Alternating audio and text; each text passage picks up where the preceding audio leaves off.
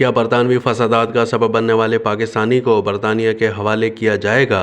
برطانیہ میں بیٹھ کر پاکستان میں آگ بھڑکانے والوں کا کیا؟ کوئی ایکشن کیوں نہیں؟ کیا برطانیہ پاکستان کا درد سمجھے گا؟ انصار عباسی کا کالم۔ پاکستان میں بیٹھ کر ایک شخص نے سوشل میڈیا کے ذریعے برطانیہ میں قتل ہونے والی 3 بچیوں کے متعلق فیک نیوز چلائی، جس میں قاتل کے طور پر ایک مسلمان نوجوان کو دکھایا گیا، جو سراسر جھوٹ تھا۔ اس جھوٹ کی وجہ سے برطانیہ میں فسادات پھوٹ پڑے، جس میں وہاں کے نسل پرستوں نے پاکستانیوں سمیت دیگر مسلمانوں پر حملے کرنا شروع کر دیے۔ برطانوی حکومت فوری ایکشن میں آئی اور چند دنوں میں ہی کئی بلوائیوں کو ان کے عدالتی نظام نے سزائیں دے کر جیلوں میں بھی بھیج دیا، سوشل میڈیا کو بھی کنٹرول کیا۔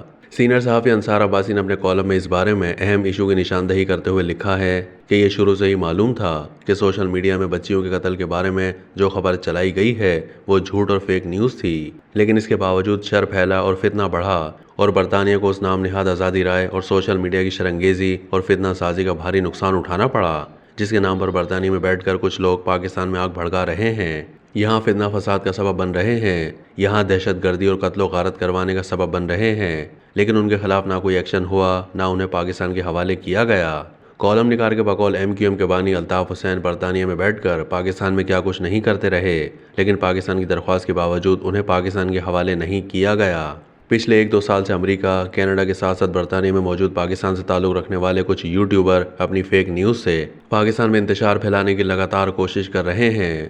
9 مئی کو پاکستان میں جلاؤ گھراؤ کروانے کے لیے خوب فتنہ انگیزی کرتے رہے، فوج کے اندر بغاوت کی فیک نیوز چلاتے رہے، پاک فوج اور آرمی چیف کے خلاف جھوٹا پروپیگنڈا کرتے رہے اور اب بھی کر رہے ہیں۔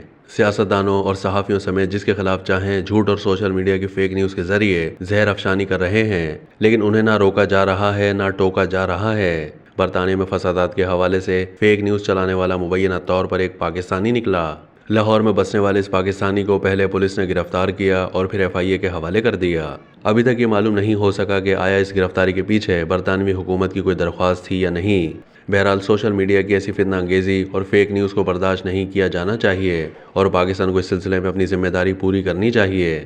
ہو سکتا ہے کہ آئندہ کچھ دنوں یا ہفتوں میں برطانیہ اس پاکستانی فرحان آصف تک رسائی مانگے یا اسے برطانیہ کے حوالے کرنے کے لیے پاکستان سے باقاعدہ درخواست کرے، تاکہ فرحان کا حالیہ فسادات کے متعلق برطانیہ میں ٹرائل کیا جائے اور اسے اپنی عدالتوں کے ذریعے سزا دلوا کر اور وہیں جیل میں ڈال کر نشان عبرت بنا دیا جائے۔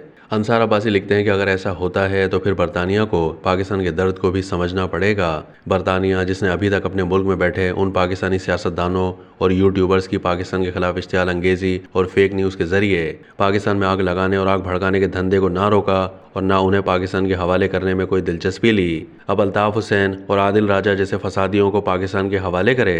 آزادی رائے کے نام پر اور سوشل میڈیا کی فیک نیوز اور فتنہ انگیزی کو کھلی چھوٹ دے کر نہ ہمیں پاکستان کے اندر، نہ برطانیہ اور نہ کہیں اور فسادات، جلاؤ گھیراؤ، اشتعال انگیزی وغیرہ کی اجازت دینی چاہیے۔